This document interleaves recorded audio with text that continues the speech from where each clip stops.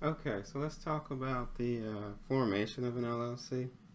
Um, so as we led into the chapter with, there are going to be differences from state to state because every state has their own LLC code or LLC statutes, but there are some similarities. Right? So we learned in the previous chapter that anytime there is a limitation on personal liability of the owners, there's more formality in forming that entity, right? We learned that from the general partnership to the limited partnership or the limited liability partnership.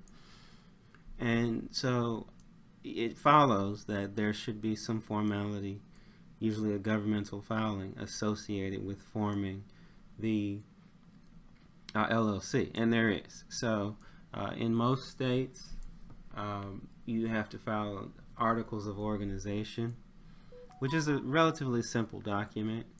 In fact, most Secretary of State websites, if you don't have one, will walk you through the steps to create one, usually in PDF format, which is the chartering document for the LLC. And it has to have some certain basic information, right? Who, business name, it needs an address, obviously not a P.O. box. Well, P.O. boxes may actually be acceptable in some states.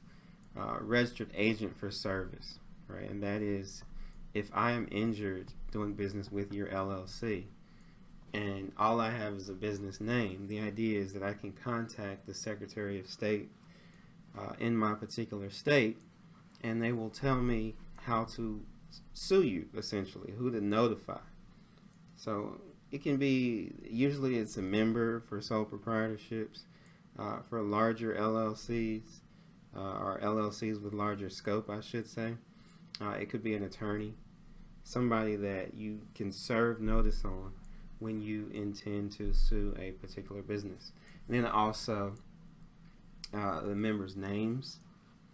Some states will also require addresses for them, and management structure, which we'll talk about on the next slide. All right. There is the issue of services while the business is being formed. For instance, if you engage an attorney to form an LLC, well, if that contract later becomes disputed for non-payment or breach, well, is that subject to limited liability? And the answer is no. So contracts that are entered to on behalf of the LLC while it's being formed are not subject to limited liability. So the owner would typically be liable for those in an unlimited format, right? And when we study corporations, we'll see similar issue for pre-formation contracts as it relates to the corporate form as well. We talked about disassociation and dissolution, very similar to the partnership, so much so that I'm not going to give an in-depth run-through of those. Disassociation is the process by which a member divests themselves or ceases to be a member, and dissolution is when the LLC itself ceases to exist, sells off all assets, and pays all creditors, and then distributes any excess to the remaining members. All right. Let's talk about LLC management. All right.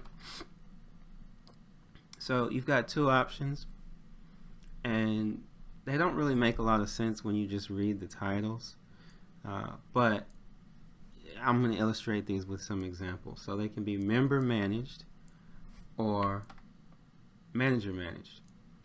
All right. So member managed is going to function like a partnership or a sole proprietorship if there's only one member. Members vote on business decisions, and absent any agreement to the contrary, the majority rules. Right, and so in a two-member LLC, obviously you need to have some sort of agreement as to what happens when parties disagree. All right, and these can be as simple as a coin toss or as elaborate as Russian roulette provisions.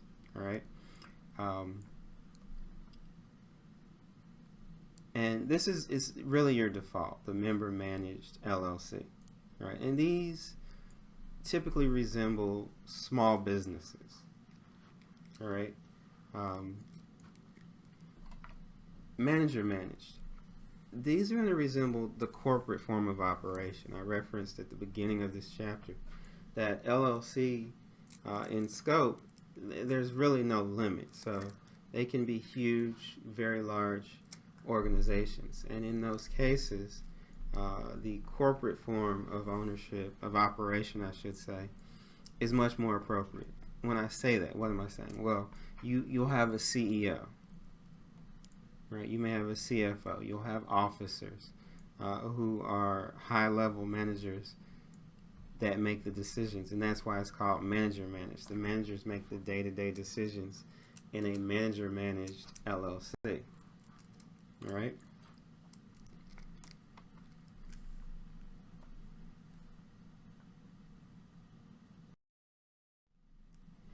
Okay. This slide, also from the text, really is just the types of things that will show up in your LLC operational agreement, and really it's not entirely different than the partnership agreement. So those types of things show up. How managerial decisions are made, right? Absent any agreement here, it's majority vote. So if you want something other than that, you have to document it in the operational agreement. Profits. Well, if there are multiple partners, it's very easy if there's only one. If there are multiple members, profits are going to be treated like a partnership in the majority of states, which means profits are split equally regardless as to capital contribution to the business. Right? And again, if you want something else, then you agree to it in the document.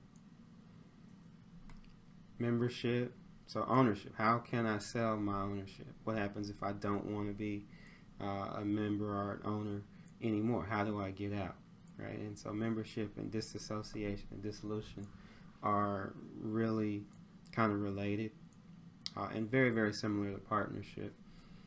Meetings can also be addressed. If we're going to meet quarterly or monthly or annually, and what notice is required for those meetings. All right. And then voting rights, which is also kind of closely related to management. To in large part, I mean, management really determines whether you have a member managed or a manager managed, but voting rights determine when owners get to vote. And how do certain members have more votes because they have more skin in the game, they've invested more. All of that would need to be documented. All right.